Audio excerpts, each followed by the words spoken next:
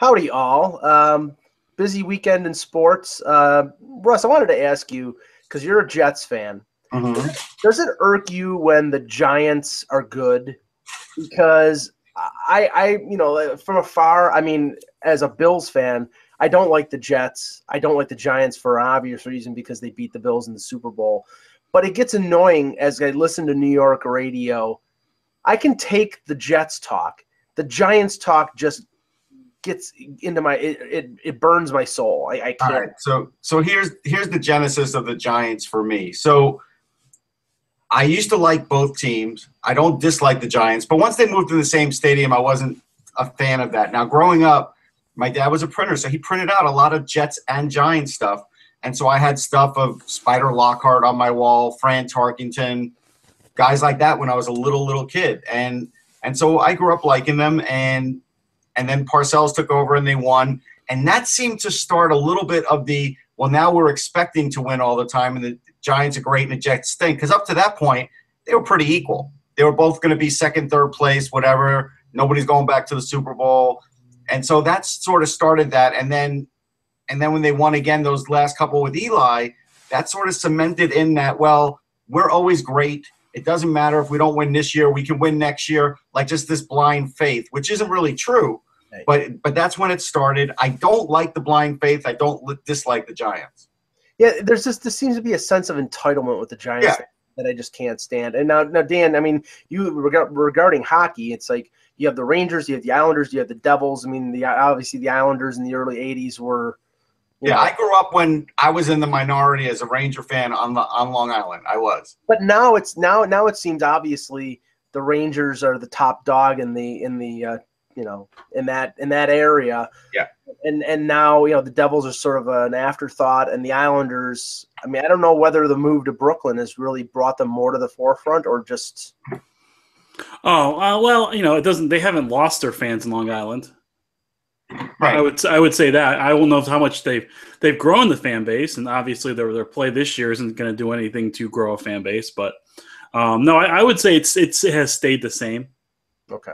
Well, I mean, to me, it seems like the Rangers have that. I mean, even though the Rangers haven't won a Stanley Cup in 22 years, they've been to a Stanley Cup final in the last few years. They've been to conference finals.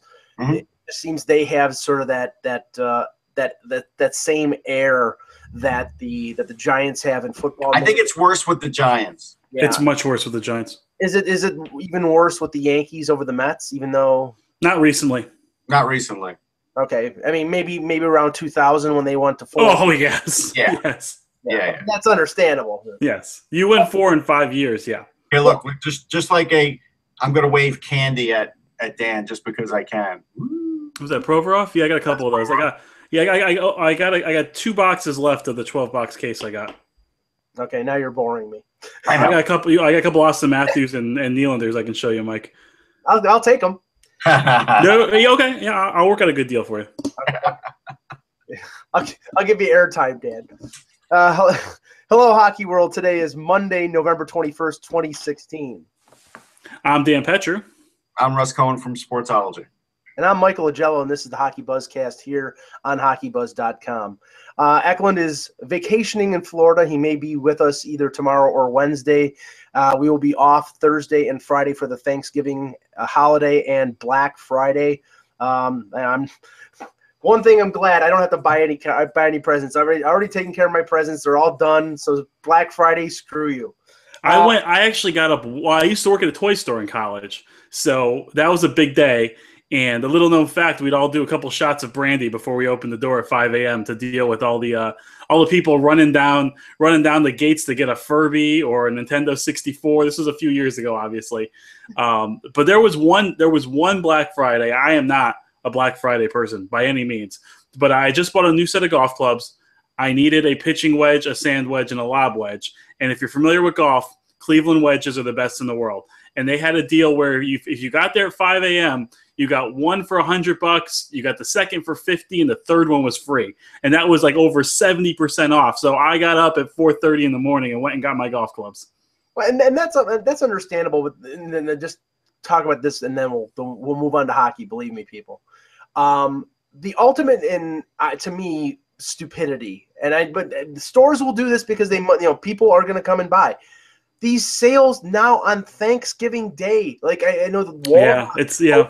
Walmart. But the sales are now, like they're doing them now. Right. Like, I prefer Cyber Monday. Like, you don't have to wait till Friday. They don't make you wait till Friday if you're smart enough now. I prefer Cyber Monday. You order it, if they bring it right to your house. I'm good with that. I'm not running shopping. Around. There are people that enjoy the running around. I don't do it. No. Okay. To hockey, everyone. Now, Russ, the Rangers were flying high, 27 points, leading the Metro. Hey, look, wait. You guys will like this. This is the oldest mug I have now, right? This is from a PC user group when I was back in the that's amazing. Printer sales business. Look at the picture of the PC. That's awesome. That's awesome. That big tower. The Rangers are 13-5-1, leading the Metro Division. Everything going smoothly. And last night, a rather big hiccup as Mika Zibanejad, who's been a success story since they acquired him from Ottawa for Derek Brassard, breaks his fibula in overtime, and he will be out 6 to 8 weeks. How big of a loss is this for the Rangers? I mean, it's huge. He was even taking big face-offs at the end of games now because he's better than Stepan on face-offs. He has that extra size and strength that the Rangers have sort of been needing in a number one center, even though he's not the number one center, but he was like the number one face-off guy, especially with the loss of Dominic Moore. It's huge. He took a shot in the head 3 or 4 minutes earlier from Demers, and I thought he was concussed. But he stayed in the game. He looked a little glassy-eyed. I was like, all right, I'm a little worried, but okay. Literally, I think it was the next shift, this happens. And it wasn't the next shift, it was the shift after that. And it was crazy because, you could see his ankle waving in the breeze there. It was bad. And this will hurt them because now you're going to be pushing everybody up. Brandon Peary shouldn't be on anybody's third line, but maybe they're going to force him on the third line now. And then that's going to be a little bit of a defensive breakdown for him. So we'll see how it ultimately affects their lines. Hayes now is going to have to be better at faceoffs because, Kevin Hayes is great when he's got the puck and he could just do whatever he wants with it. But when he has to be a guy who you're counting on for faceoffs and playing tough defense, then that may change the offensive output of his game too. We'll see. Now, Dan, I want you to touch on Zibanejad, but also the fact that the Rangers, with the injury, they claimed Matt Pumple, another former first-round pick of the Senators off of waivers.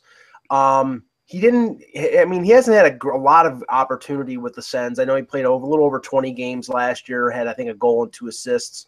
But this was a 24th overall pick a few years ago. I've seen him. I saw him at the rookie tournament in London that I go to every September. I think it was his 4th or 5th rookie tournament there.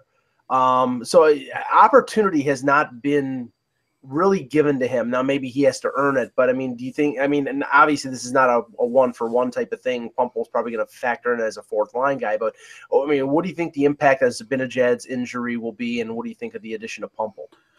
Well, I think Pumple is just like a security blanket until Zibanejad comes back. I think you can play him in spot minutes on your bottom, probably your 4th line.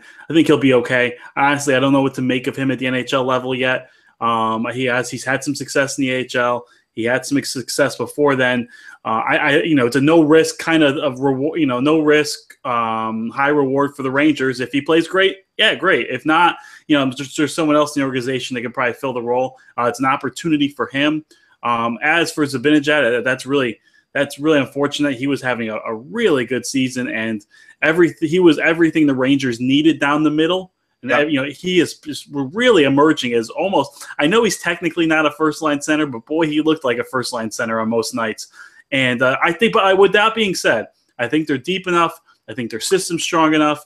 I think their goaltending's good enough. I think they can get by this injury, and I think they'll be fine. Yeah, that's why I kept telling fans, look, I get that you love Derek Brassard, but the upside was so there with Zibanejad. Right. That was a guy that I really had watched closely, interviewed him a lot, knew what kind of kid he was. But Pumple, I'll tell you what I know about Pumple, and it's a decent amount. He's got an elite shot. He got great hands. He does. The problem is if you put him in a system where you're expecting great defense, he's not giving you that.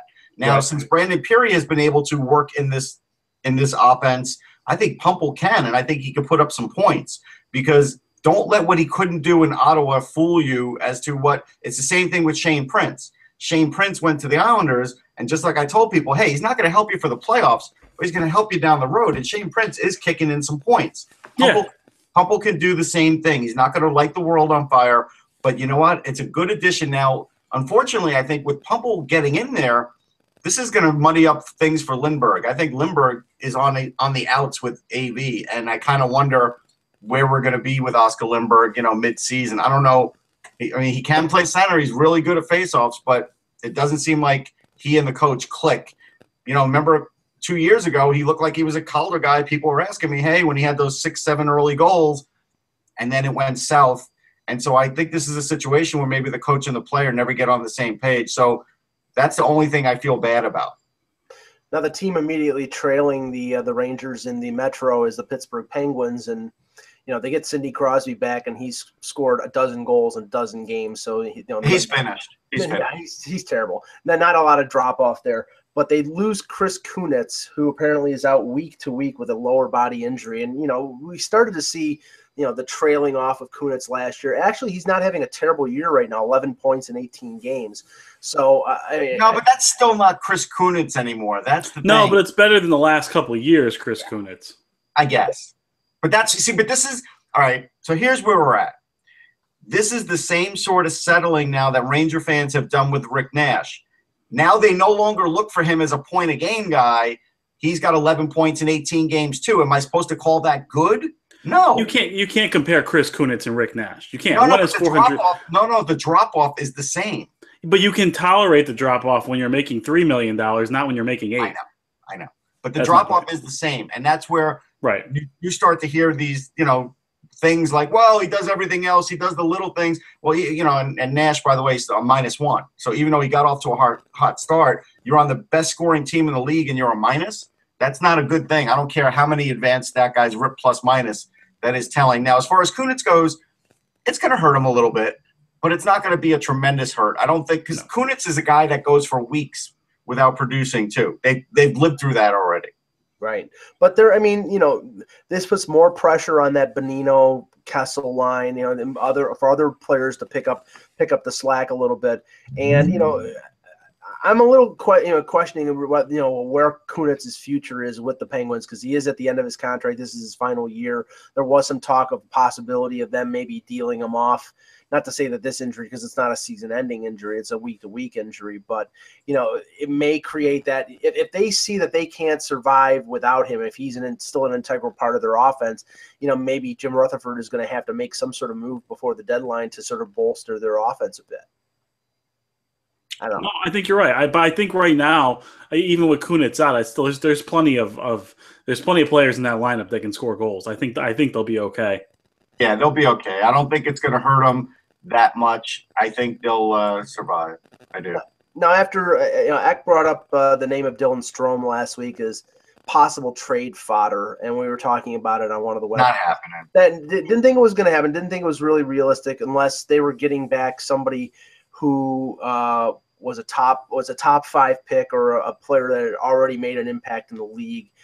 Didn't see it happening, and predictably, the Arizona Coyotes this weekend sent Dylan Strome back to the Erie Otters of the OHL. Now, Russ, I think that's the smart play. He's 19 years old. He gets to play for Team Canada at the World Junior. And believe me, Team Canada is ecstatic right now because with the Islanders sent Barzal down, and now Arizona sends Strome down. That's their 1 and 2 centers for the World Junior. To me, this was a no-brainer. If he had 1 assist in 7 games, you don't keep a guy like that up. You go and let him play where he's going to play. Okay, but here again, so here's I've ripped Capuano enough for not giving Barzal a chance after the 6 minutes of penalty time. Now I get to rip Tippett for the same thing because it's like, listen, I see that it doesn't look great when you only have 1 point in 7 games. But he went a stretch of being like well over a week in the press box. If you really want to get something out of somebody, then you should have played him 9 in a row to really give him a chance. He got a look. That's all he got was a look. They didn't like the look because, again, I don't know what Arizona is. They're an in-between team. They tell me they're rebuilding on one hand. They sign Radon Vrbata on the other hand. They play some kids. They don't play other kids. And so it's like, this is where they're going to be in flux. And I think it's going to be for more than another year or two. Even though they have all these prospects, I keep hearing, well, you can't play all these prospects at once. And I'm thinking, why? If you're Arizona, you can. Toronto's doing it. Yeah. Why can't you? Why can't you? But Dave Tippett won't. Like, it's because of the defense. Hey, that's fine. But now these guys are not going to develop at the rate that you want them to develop. And so now the chances of all these guys developing at once, to me, looks a little more remote.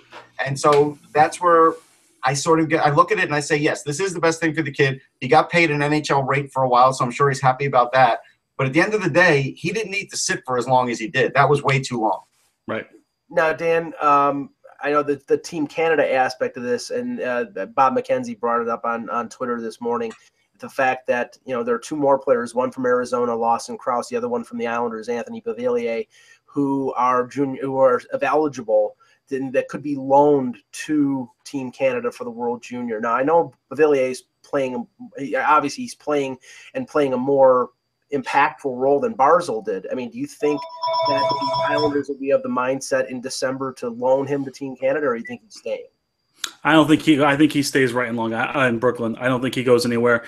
Last game they had him play center for the first time. He was one of the best players on the ice, scored a goal. He's really shown some outstanding ability through his games. I mean, obviously he's a rookie. It's up and down. There's some games where he hasn't been there.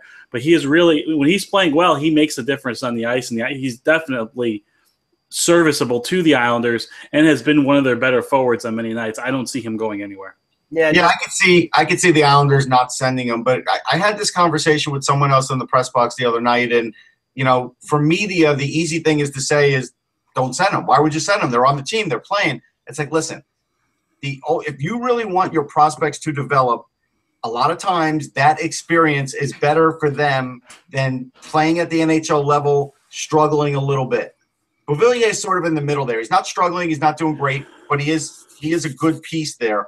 And so I could see them not sending him. But again, if you are talking about, let's say, the Flyers and Provorov, they're not going to send him because they're playing 23 minutes a game. But if you're talking about a couple of these guys on Arizona, you're sending them. There's nothing that's going to affect your season, and this will send these guys in a better place. So unless you're really a playoff team, like Austin Matthews, here's the funny thing. I believe the Leafs will send him.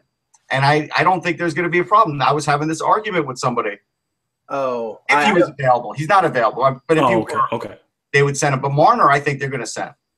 I mean, he's 19. They could send. They're not the way Marner's playing right now. I can't see that. I mean, they're not going to send Matthews either. They're not sending Matthews. They're not sending Marner. I don't think. I don't know. I think they might send Marner. I mean, we don't know what he's going to be doing in a month. Well, Marner's one of the best players on the team right now. If he drops off, maybe. Right. I thought the odds were greater than 50-50 at the beginning of the season that Marner would play for Canada. Now the way he's played. I agree with Dan. He's been one of the best players on the Leafs right now. I don't think there's any way Babcock is going to allow him to be loaned to Team Canada or Austin Matthews being loaned to Team USA. No, I mean Matthews probably won't, but I mean, I think it all depends where the Leafs are at in a month too. If the Leafs were to go on a 10-game losing streak, they might lend them both. They just might. They might. No, they might. I think that's a good point. Like with Beauvillier, if he's third line center playing 16 minutes a game, he's not going anywhere. If he's sitting in the press box, he's a healthy scratch. Then he might go. They might send him. But I think it depends where they are, or these players are, or where the teams are when they have to make these decisions. Right, and that's the thing. These things are in flux. That's why I never saw. They are in flux, but I would be stunned if Marner and Matthews were allowed to go. And Barzal and Strome being part of Team Canada will allow. Team Canada will be fine. That'll allow them to move Pierre-Luc Dubois to the wing, apparently. But he's a center. He was drafted as a center. But here's another one of the tricky parts of this. So the World Juniors is in Toronto and Montreal. The Canada-U.S. part is in Toronto. What building will they be playing in, Mike? ACC. Well, if sales aren't going great, you don't think there's a chance that one or two of these guys don't go? No. I don't know about that. No, I think the only Leaf prospect that'll be in that Canada-U.S. game will be Jeremy Bracco. But just remember, the MLSE owns these players, not Mike Babcock. Yeah, they're the ones that are going to benefit from these stands being full or not while the Leafs are on the road. I think the only out that would allow that to happen Russ, is that them falling off the table and losing 10 in a row. I don't think that there's any plan to loan those guys out to Team USA or Team Canada. Well, we'll see. Okay. I will tell you this one last thing. Yeah. Lou has always loaned guys. Yes. I don't remember Lou refusing anybody actually with the Devils. But the Devils were always a good team and always could. Yeah, they never had players like that though to make those decisions. They had some really good players. But they weren't junior eligible. I mean, like Parisi wasn't. And maybe you can make the case and I knock on wood, all Leaf fans are knocking on wood. You can make the case that if Matthews has a 20-game goalless streak, that for confidence purposes they would send him there. But I just don't think that they're going to go that way. First of all, I think he'll score. He's been just keep an eye on World Junior sales. If they're selling out, there's not a problem. If they're not selling out, business sometimes gets in the way of hockey too. I think the World Juniors is a great tournament. I truly do. I think the rest of the world, outside of Canada, underrates the tournament a little bit. But I think Canada completely overrates the tournament. Yes. It makes it seem like it's an end-all, be-all. I mean, it's a great tournament. It's great for players' development, but it's not. It's not the Hunger Games. No. You know what makes it great is the way the players are playing for life and death. And you only see that in certain tournaments, like, the Stanley Cup is a tournament, right? We see it in the Stanley Cup. We see it for that. We see it in the Olympics. You don't see life and death every day in the NHL. You see a great game, don't get me wrong, but you don't see that. It's just too long of a season. Right. You just don't see that same sense of urgency. That's what makes it great. Yeah. Turning to the Eastern Conference, where right now we're less than a quarter into the season, and we've had the standings, with the exception of Buffalo and Detroit, who's really fallen off lately, are pretty compacted. I mean, there are a group of 7 teams within 4 points of each other for the 2 wild card spots. And obviously we're not even at American Thanksgiving yet, so that whole thing about what team is in the playoffs and what team is out of the playoffs, I mean, I don't know how, with the standings so close together, I think you can pretty much throw that out the door. But right now, I mean, the Carolina Hurricanes have won 4 games in a row. Cam Ward was one of the 3 stars of the week this week. He's won 4 games he won 3 games this week. They've won 4 in a row over Washington, San Jose, Montreal, and Winnipeg. And their coach, Bill Peters, came out and said, about the group of teams around 500, somebody's making the playoffs out of that group. Why not us? One of the teams in that group also is the Columbus Blue Jackets, who since opening the season 0-2 have gone 10-2-2. And they get Seth Jones back. He just was activated from the injured reserve. It's amazing when Bob's healthy and they get when you could add a top defenseman, what could happen to a team. Yeah, it's amazing what good goaltending. Healthy and good goaltending cures a lot of problems. It does. Now, right now, you've got Columbus at 22, New Jersey, Ottawa, and Florida at 21, Toronto and Philadelphia at 19, and Carolina at 18. Of that group, name 2 teams you think will stay in that group and contend for a wild card, and 2 teams that you think will fall off completely. Dan? I think Columbus is not going anywhere as long as Bobrovsky's healthy. He looks like he's back to the form he was a few years ago. Obviously, he has to stay healthy. Their defense is significantly better with Seth Jones and Werenski. They're not hemmed in as much as they had to be in the past. They don't rely as much on Savard and Johnson. Right. And they can score. That's the biggest thing is they don't have to have They don't have to rely on them. Right. No, Savard's not on the top power play. Werenski is, and that's a big upgrade. The team can flat out score. So can they keep enough? Can they keep enough pucks out of their own net? And if Bobrovsky's healthy, the answer is yes. So I don't see them going anywhere. Of the other group, boy, it's tough. It really is. Because I think I can give you major flaws with all of them. Mm-hmm. I really can't. I can't. Maybe New Jersey or Carolina. I don't know if New Jersey can score enough. They got to get Hall back. Now Hall's not right. Right. They need to get Hall back. I'm not sure if the offense is there. I'm not. Schneider's going to keep them in every game they play, and he will steal them some points. So I think they'll be around the bubble. Philadelphia, until they address their goaltending, and they can't keep the puck out of their net. That's a huge problem. I like Philadelphia. Yeah. They have some major flaws, and I really like the improvement of Carolina. I think they're going to be around there all year. I just don't think they're a playoff team yet. But if you're a Carolina fan, you're excited for the future. Russ, I can't. Yeah. I Well, can't make trust, it 1. Maybe 2 is too much. Make it I'll 1. do 2. It's fine. I can't trust Cam Ward. I I don't don't know. either, but they're much better. They are better, but I still can't trust Cam Ward, and that's what it's going to boil down to in the end.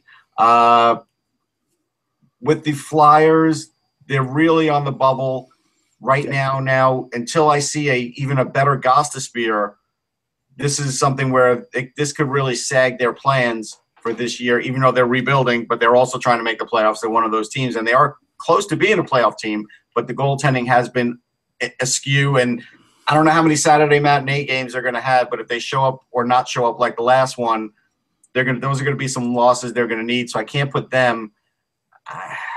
I'm going to go New Jersey because of Schneider, because John Hines is used to coaching it like this, close to the vest, and it's worked for him. They'll get Taylor Hall back, so it's not like he's out for the year. And they do have other guys that will step up. They won't score a lot of goals, but they're not going to give up a lot. So I'm going to go with New Jersey. I mean, I agree with the points on Columbus. I think, obviously Bobrovsky has to stay healthy, but power play is going ridiculous right now. I mean, in part because of Werenski, but they're getting offense on the power play out of guys like Wenberg. I mean, Wenberg has stepped up. He's adequately filled that number 1 center role, Russ, when we didn't think that they were going to have a problem with to the point that they were going to keep Dubois around and have him. Well, he's filled it point wise. Right. Let me go see what he's doing face off wise. That was my issue with him. Yeah, he's not a big body, but I mean, I think they're getting enough offense out of their forwards. They're getting production out of their defense, and they're getting the goaltending out of Bobrovsky. If they continue that, I think they're in the mix. The other one I think is Florida. Florida has played their worst hockey so far. They're getting Bukestad back. Huberdeau will be coming back in the new year. He's the guy they need. He's the linchpin to that lineup. And I think past the halfway mark, finally, some of the new bodies that came in will start settling in. I mean, Yandel finally scored his first goal. I think he'll play a little better in the second half, and Demers will play a little better as they settle in. The only concern I have with them is if Luongo tails off at 37 years old, if he's starting to slip, they don't have a number 1 goaltender. I have no confidence in James Reimer. All right, Wenberg is at 45%. Yeah, that's not number 1 center in terms of dominance. It's not. That was the worry. He is progressing nicely, though. He progressed nicely from process. Yeah. He's got the hands. He's got the wheels. Like, that's all great. He reminds me of Vinny Prospal a little bit. Yeah, he's a better version, I think, of Vinny. Yeah, that's the kind of player he reminds me of. And you take that. If you're Columbus right now and you haven't had a center in years, you would absolutely take that. And in terms of the teams that I think are not part of this group that'll drop off, one is Ottawa. I don't know how they're even in this group right now. Probably feels like smoke and mirrors, doesn't it? Yeah, I mean, Craig Anderson has played incredible in spite of all the understandable emotions. Well, I think that's the banding together that we do see of hockey teams. Yes, and then that may be a contributing factor. The other one, I hate to say it, is Toronto. Toronto's got a lot of great young offensive talent. The defense is destructive. It's so bad. The defense, other than Zaitsev and Riley, is terrible. And Freddie Anderson has stood up and played really well in November, but I don't think he can keep that up game in and game out. They need to upgrade their defense. I don't think they're going to be able to do it in season, so I think they'll start to trail off a little bit. No goalie would look good on the Leafs right now. Right? No, you have to look. We don't have the stats in front of him, but I am sure that his save percentage in those high danger area category, I'm sure he's faced more shots in those danger areas than any goalie in the league. His save percentage since the beginning of the season, since that early part of the season when he was struggling, in November it's over 930. So he's really stepped up in November. Considering the amount of volume he's facing, that's unbelievable. Yeah, but they are Dr. Jekyll and Mr. Hyde. At home, they've scored 4 goals on average per game. On the road, it's just over 2. They cannot. That's how young teams are. Well, you know what? Actually, I'll give you the perfect example. They are the Philadelphia Eagles, right? They have a young quarterback. They win everything at home. They can't win anything on the road. That's what happens. That's how young teams are. And if you're a Maple Leafs fan, you have to be ecstatic because they're gonna the front office is gonna add those pieces. They're gonna get you exactly what you need for 2 years, maybe next year, maybe definitely the year after. You'll be in the playoffs. And they have $20 million in cap room dropping off at the end of this year with the guys like and they may buy out Lupul out of his final year. I mean, they'll have a lot of flexibility. The problem is you look at the free agent market next July. There's not a lot there, and guys like Shattenkirk probably aren't going to go to Toronto. A guy like Brent Burns is probably going to re-sign in San Jose, and Carl Alzner. I mean, are you going to spend $6 million a year to get Carl Alzner? I mean, I don't think so. So, that's the problem. There may not be anybody worth the money that they have available to go out. They'll probably have to trade to get those. They have plenty of prospects and assets to make a trade. Now, and cap room. On Saturday, the Leafs played in Montreal. Carey Price, 32 saves. He moves to in a 2-1 victory. He moves to 11-0-1 on the year. And an interesting stat: Carey Price on Saturday night since 2014 is 26-1-1 with 6 shutouts. Now, the funny thing is Montreal loses to Carolina the previous night, then comes home and beats Toronto. Al Montoya was in goal for that game. I'm sure if Ack was here, he would be ripping on the Canadiens for using Al Montoya in Carolina and not using Carey Price. Carolina played Cam Ward was outstanding in that game. He was great in that game. No, he was really good.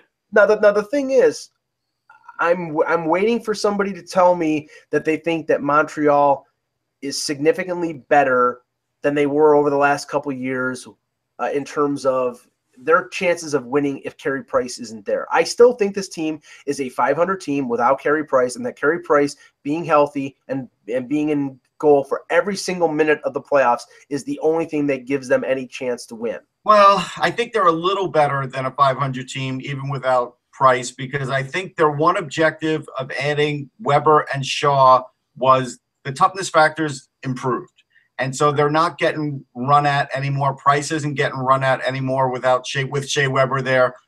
So I don't think you're getting that situation. So I think in that regard, that's been a success. Yeah, I agree. And the play in their own end from Weber, from Shaw being, they are significantly better in their own end. Like, look, Al Montoya is not Jacques Plante, but he's better than Mike Condon. He's better than Zachary Ficali. He's better than Ben Scrivens. Anybody else they have in goal last year? They tried a bunch of them. I think that's most of them. But he is significantly better than those guys. So I think, look, if Carey Price is out for the year, they're going to struggle regardless. But if I'm a Canadiens fan, I know Montoya has had a couple shaky starts and obviously the 10 goals. Take the 10 goals out of the equation. I still think they're fine without him. Now, obviously, if Price is hurt, they are what they are. But they are significantly better outside of Price from last year. Now they did add Radulov. Radulov has helped too. He really has. He has helped. But Pacioretty is not having a good year right now. He's dropped off. Trade him to Brooklyn. Yeah. Would he be perfect next to John Tavares? He would be. Actually, you could put I would put Pacioretty, Tavares, and Nelson as a line, and that would be a heck of a line. It really would be. That's something where if we do get into Islanders talk, Mike, I want to bring back up too, because that's been working. Montreal is looking for a defenseman. Mm-hmm. The Islanders are looking for a winger. So what defenseman would you give up for Pacioretty? Hamonic and something else. Or Boychuk. I don't think they take Boychuk. If they would take Boychuk, I'd do it. But I think they probably want Hamonic. I think they would take Hamonic because you got to remember, 2 years down the road, they got to pay Carey Price. Right. They would take a Hamonic making less than $4 million for a Carey Price. Because how much do you think Carey Price is going to get as a prospective unrestricted free agent? $9 million? Whatever the max contract is. Yep. He'll get a max deal. I don't know about the max, but he'll get. I mean, he'll be the highest paid goaltender in the league. That's what, $8 million? Yeah, he might get $9 million. Okay. For this edition of Coach Watch. Oh, Russ, you wanted to say something about the Islanders? Well, I was just saying that if they really wanted to help their lineup, if Jack, and this will help with the Coach Watch, they really should just put Nelson on the top line, put Bailey back as a center. Bailey's a better face-off guy anyhow. I think those are little things that Jack is just so slow in doing, and this is why I think he's in trouble. And I think one more 2-game, 3-game losing streak, and I think he's done. That's it. Well, they've lost 4 games in a row. They lost to Pittsburgh on the weekend, 3-2 on Chris Letang's OT goal. But they're going to say that's a positive. That's a moral victory right there. Okay, yeah.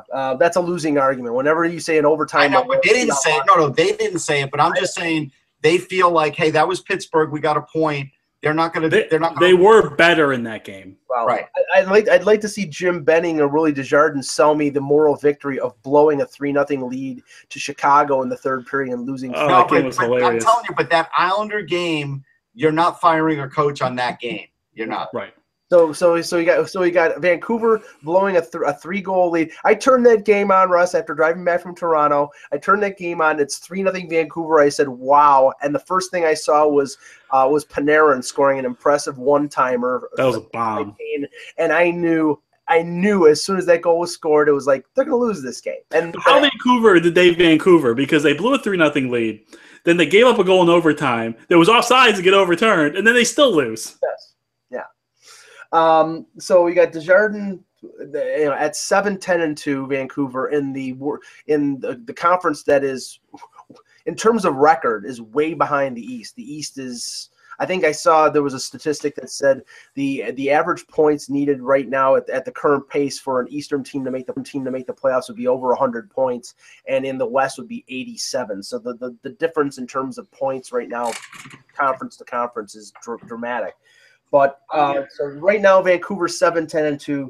Capuano has lost 4 games in a row. The interesting one, the dark horse right now, is Lindy Ruff in Dallas, because Dallas is at 500 right now. So many injuries, though. Many injuries. They've lost 3 of their last 4 games, and now they've healthy scratched John Klingberg because he missed a team meeting. But, it just seems like things – I mean, this on top of the Nichushkin going back to the KHL, it just seems to be a lot of, extra stuff that's going around there. And I just don't know – that's a team that people thought was going to take the logical step to contending for a Stanley Cup this year after making the second round of the playoffs. I don't know, Dan. I think right now I think Ruff might be in a little bit of trouble. But, at one point, 6 of their 9 top forward, 6 of their top 9 at one point was injured. So you only can do so much. I agree, something's off there. I'm not sure if the coach is going to fall on the sword for it, or if you're going to see a roster shakeup first. But there's definitely something wrong there. Vancouver is Vancouver because they don't know what they are. They've had an identity crisis for the last couple of years. They don't want to rebuild, or they're not sure if they're rebuilding. They're not sure what they just don't know what they are. And I don't even think it's Desjardins' fault there. I mean, you look at what he has. Right. They held on to the Sedins for way too long to the fact where they really don't have trade value now. To me, it's a Benning issue there. Well, actually, same thing in Brooklyn too. Look, Capuano's not a great coach. No one's going to claim him to be some kind of wizard with the X's and O's. But look at the roster that Garth Snow assembled. I think both of those places is a GM issue. Look, the coaches might go, and honestly, I think everybody should go, including the SUV parked in the corner in Brooklyn. Everybody should go. But from what I was told, the people that the owner wants to interview, from both general manager and head coach, are currently employed by other teams. Yeah, but it doesn't matter. You could still go with an interim at some point. But that's not going to change anything because your interim is going to be Doug Weight. I don't know. It's not going to change anything. They have the worst power play in the league. Making Doug Weight head coach isn't going to do anything. I just don't think it is. I wouldn't make Doug Weight head coach because all of a sudden I don't have an assistant GM then either. I would Greg Cronin and Thompson. I would use Thompson. He's won a championship. I think Thompson needs to stay exactly where he is. He does a great job in Bridgeport. He is doing a really good job developing those kids. When they come up, they're ready to go. Well, maybe that's what the Islanders need is a kick, and maybe some of those guys need competition. I'm just saying they're going nowhere in their current state. Oh, I agree. I just don't think that's going to – I don't think an interim coach internally is going to solve anything. I don't know. I mean, I've seen – look what Craig Berube did the 1 year. The next year, it was proven that he wasn't a great coach. But the 1 year, he did get the fire started. I mean, here's the thing. We know that Capuano is John Tavares' coach. We know that. Mm-hmm. And maybe you need to take away that security blanket from him, too, to sort of wake him up even to another level. Maybe some anger in him, whatever. You got to do something. He's on an island. I mean, he has different line mates every game. I don't know what you can do. To me, the problem in Vancouver is ownership, because ownership is clearly driving the train here when it comes to not going the direction that team should go down. They should have ripped it apart 3 years ago or 2 years ago. The problem is they do charge a high ticket price, and that's why they've gone the route they've gone. But Russ, you know the way this is going to go, because a guy like Alex Burrows, and if they could get rid of somebody to take Alex Edler, they would be thankful and say yes. But the guys like Alex Burrows who are pending UFAs, they're going to trade those guys because they can get something, at least something like draft picks back for them. But they're stuck with Louis Erickson. They're stuck with the Sedins because they have no move clauses. They've painted themselves into a corner. The question I have here of these three coaches, and then Russ, when you were away, I was saying, Lindy Ruff is the dark horse in terms of being in trouble now because they're 500. I know that they've had a lot of injuries, but now, on top of the Nikushkin situation where he left for the KHL, now they're healthy scratching John Klingberg because he missed a team meeting, and they've called up Julius Honka for his first NHL game. So, there just seems to be a lot of extracurricular stuff going on with that team where it doesn't seem to fit with a team that's on a positive track towards making the playoffs and contending for a Stanley Cup. So out of 100%, give me percentages of which guy will be the first one fired. I'll go first. I think it's 50% Capuano, 30% Desjardins, 20% Ruff. I'm going to go 65% Capuano, 30% Ruff, and then 10% Desjardins. I'm going to go 80% Desjardins.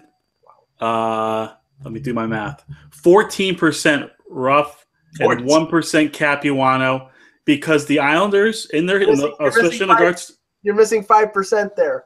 Okay, so add 5% to Ruff. Capuano's at 1%. All right. They have not, in the last 20 years, they have shown nothing like this. But these are new owners, and you know what? You know my take, Dan? Here's the one thing I learned about New York sports a long time ago. If there's a game in the next few weeks where they play the Rangers, and if they were already on a losing streak, if they were to play their worst game of the year against the Rangers, that would get the job done. You know what? They do have new owners, but it's the owners talked a big game in the offseason. They did. Now it's time to back it up. Moving on to the Olympic situation that we talked about late last week, there really hasn't been any kind of advancing of the ball other than little comments that have come out here and there.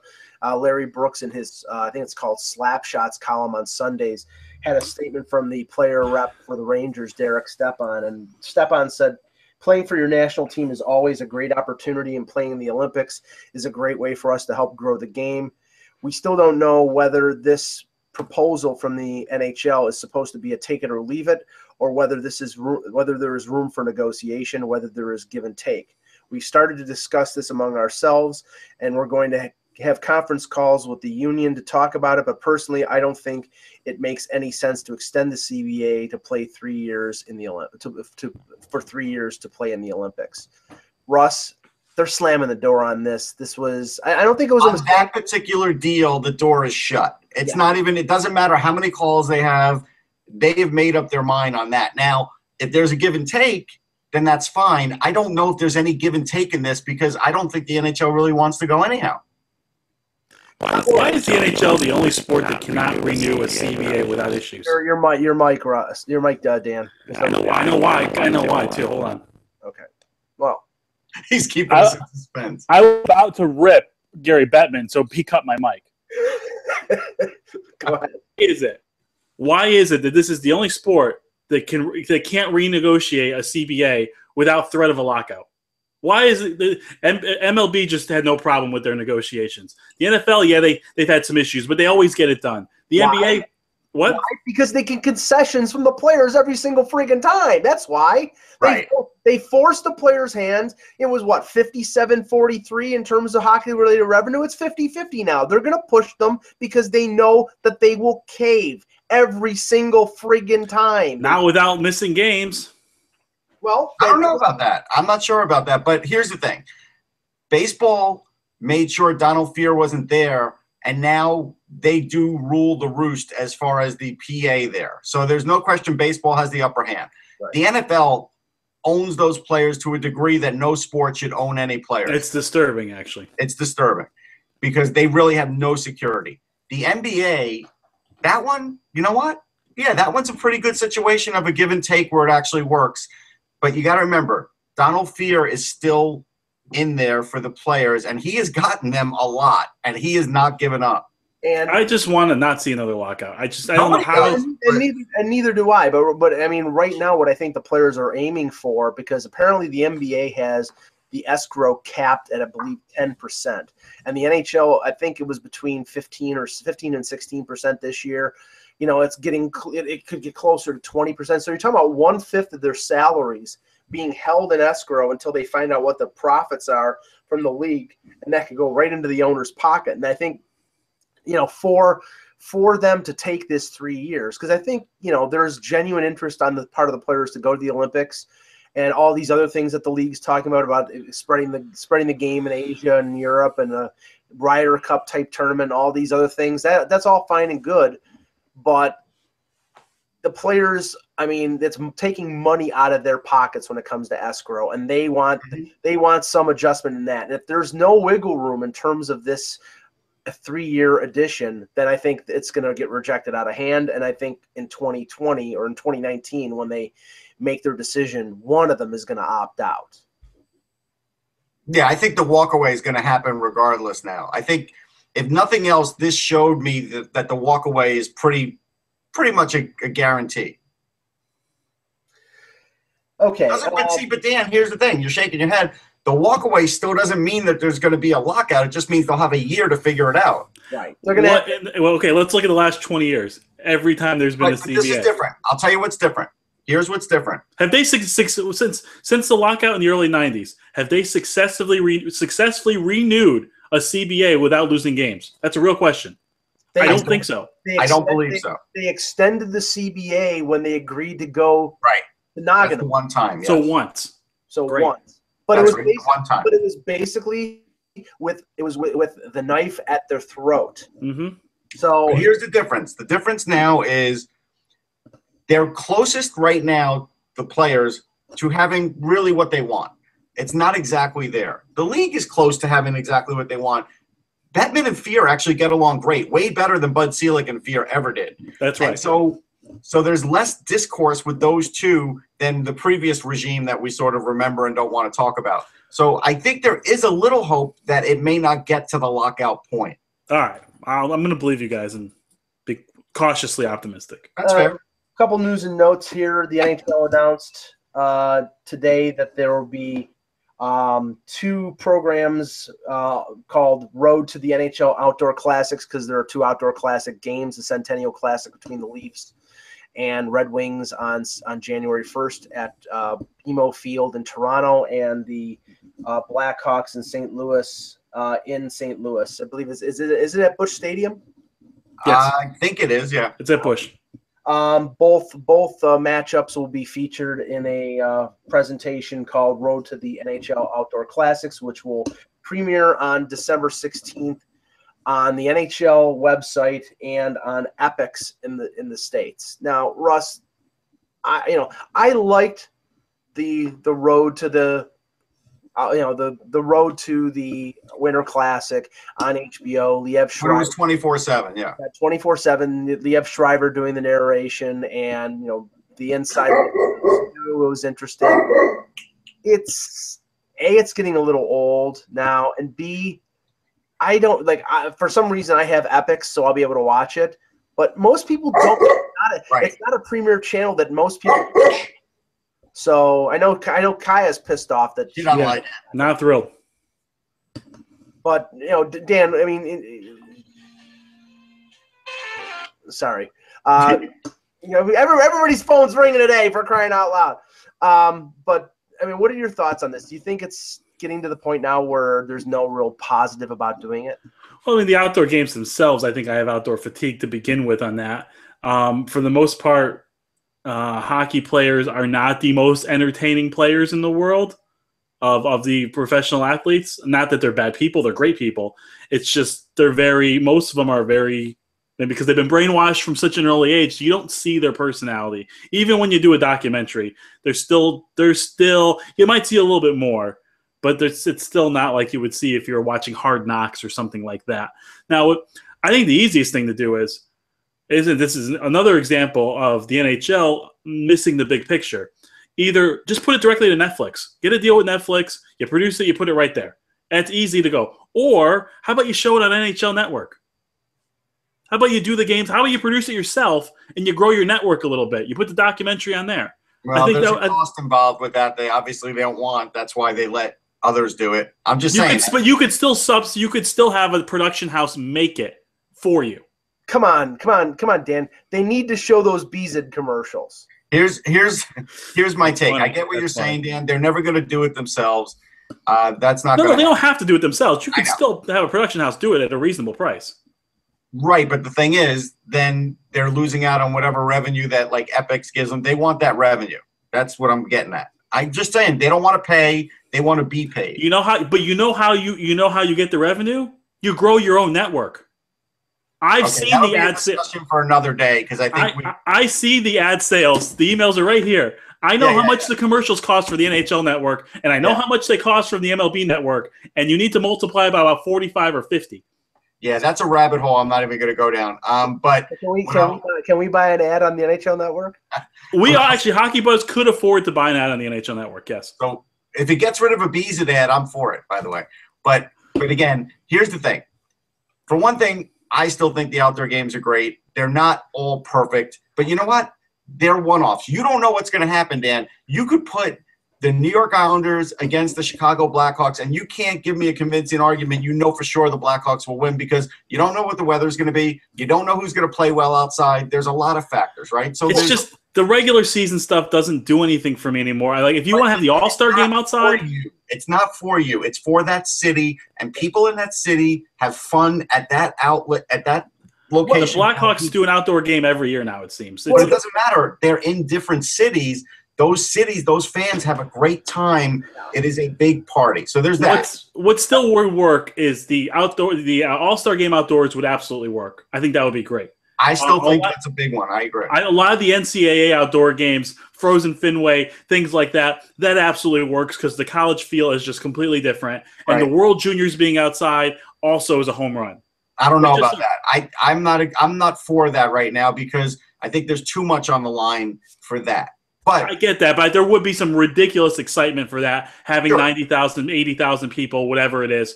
Whereas a Avalanche Blues game or whatever, it doesn't. I don't know. I don't know. Look, on my website, I give major coverage. Sorry, Mike, to outdoor games, but Epix is hard to find. So in the last few years, literally the only time I seem to be able to catch any of these is when I'm in the stadium and they're showing it, and I have some extra time and I watch it before one of those games. Even if you put it on something like Crackle or something like that, it's easier to find. I think the games are still intriguing. I just think the lead up to them is old hat. There's really no ground being covered. It's all about production. Dan will tell you. And the thing is, look, Phil Kessel was great in his. You could always find 2 or 3 guys and 2 or 3 stories. With the Rangers and the Flyers, the Ugly Sweater Party was great. Like, there's always something you can find. But the thing is, it's about production. And HBO was the best production they ever had. Yes. One last note, some information came out on the All-Star balloting. Chris Johnston from Sportsnet reports the NHL unveils their All-Star guidelines. Eligible players must be on an NHL roster as of November 1st and not be sent to the AHL by January 26th. So you can call this the John Scott rule, because had these rules been in place, John Scott would not have participated in the All-Star game. But there's still going to be somebody. That's the problem. We don't know who that guy is yet. It's Frank Corrado. That's what it's going to be. I mean, it could be, and that's the thing. Let's do it, Frank Corrado. Let's do it, everyone. No, I don't want to do it. I'm not in favor. I don't want to be blamed for that because, we know Merrick versus Wyshynski got blamed for John Scott. Yeah, but I'm just saying there will be another guy because the opportunity is there. It just won't be that kind of guy, but David Schlemko. Let's go. Schlemko. Vote for Schlemko. Matt Martin for All-Star. There you go. Right. Okay. Where'd his points go, by the way? My goodness. Okay, let me ask you this right now. If the Leafs offered Matt Martin back to the Islanders, would they want him back in a trade? Yeah, you think you'd take him back? Yeah, they would take him back. Yes, I think you'd take him back. Not to say that I think, because the Leafs are happy with him. He's basically, he's an energy guy on the fourth line. They're not expecting goals out of the fourth line. They're just basically expecting some jam and actually some protection for their young players. But he was still like a 23, 24-point guy, and he has like, what, 2 assists? You put him with Clutterbuck, you actually have like some points there. You do. You do, yeah. But right now he's playing with Ben Smith and whoever right now it's Nikita Shashnikov, but they keep rotating somebody on the fourth line. So he's not in he's not on a line that's been static. He's being paid for other things now. Yeah, he's being paid for his size, for his jam, for his energy, and for taking out Nathan Beaulieu like he did on Saturday because Shea Weber labeled William Nylander. And by the way, Alexei Emelin could be the cheapest player in the NHL. Let me think about that for a minute. He's up there. Is Racco Gudas still in the league? Yes. Okay. He's not there yet. Last but not least, thoughts go out to Craig Cunningham of the affiliate for the Arizona Coyotes, the Tucson Road Runners. There still has not been any kind of explanation. He collapsed in the pregame skate, right? Yeah, he collapsed in the pregame skate in the game between Tucson and Manitoba. They canceled the game afterward, and luckily, apparently, there was. I know that there was some talk about blood pressure and his heart, but there was. There were firemen at the game. There was a presentation before the game, and luckily, they were there and they helped revive him. That's awesome. The hospital. So, but right now they really haven't talked about any. They're keeping things very, very private right now. But we hope everything is going well with Craig. We've seen like similar situations with like Yuri Fisher, and they still have turned out well. So I hope the best for him. Russ, it was funny that you mentioned that because the alumni game between the Maple Leafs and the Red Wings that is going to be playing on New Year's Eve. The rosters were announced, and Yuri Fisher was on the Detroit roster, and I'm like. I know it's not an NHL strenuous game. They're just going to be out there just skating around and playing shinny, but still, it's the difference is, here's the difference though. They're out there playing shinny, but he knows he has the condition now. He didn't know he had it then. Right. It's a big difference. That's true. Big difference.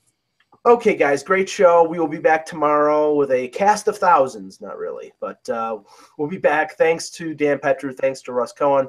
I'm Michael Agello. Thanks for watching, and remember, without the buzz, it's just hockey.